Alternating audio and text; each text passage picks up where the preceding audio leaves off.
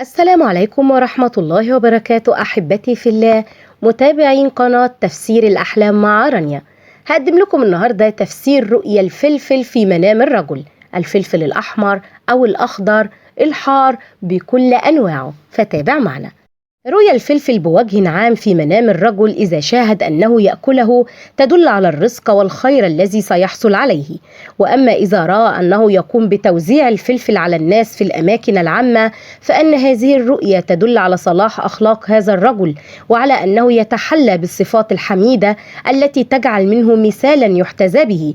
ورؤية الفلفل الكثير في منزل الرجل تدل على السعادة التي تملأ هذا المنزل، وعلى استقرار حياته الزوجية وحبه لامرأته وحبها له كذلك.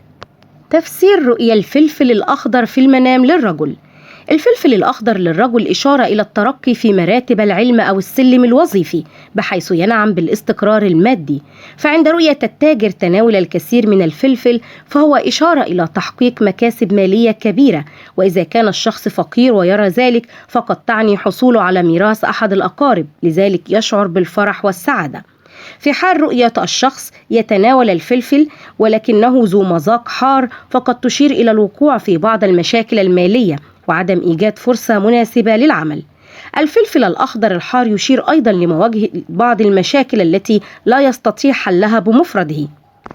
رؤية الأعزب لفلفل أحمر مبعثر في منزله فيدل ذلك على الأرباح والرزق الوفير الذي سوف يناله.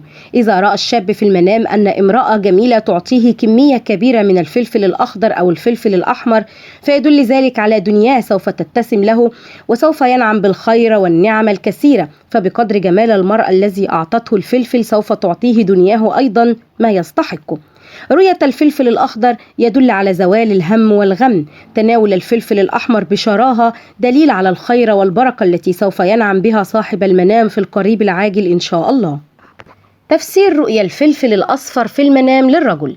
رؤية الفلفل الأصفر دليل على الخير والبركة التي سوف ينالها صاحب المنام، وإذا رأى أنه يقوم بتقطيع الفلفل الأصفر يدل على زوال الهموم والله أعلم. رؤية الفلفل الأصفر مبعثر على الأرض يدل على الأخبار السارة الذي سوف ينعم بها.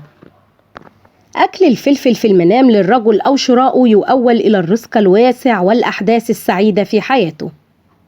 بوجه عام، إذا شاهد رجل أي رؤية تخص الفلفل طالما أن الفلفل ليس فاسد أو طعمه سيء فيستبشر بالرؤية، لأنها تدل على الأخبار السعيدة وتدل على الرزق القادم إليه وتدل للأعزب على الزواج، فكلها رؤى مبشرة بإذن الله. وإلى هنا تنتهي حلقاتنا، ونلقاكم في تفسير جديد. فلا تنسوا دعمنا دائما بالإعجاب بالفيديو والاشتراك في القناة وتفعيل الجرس ليصلكم دائما كل ما هو جديد لنا. إلى اللقاء، والسلام عليكم ورحمة الله وبركاته.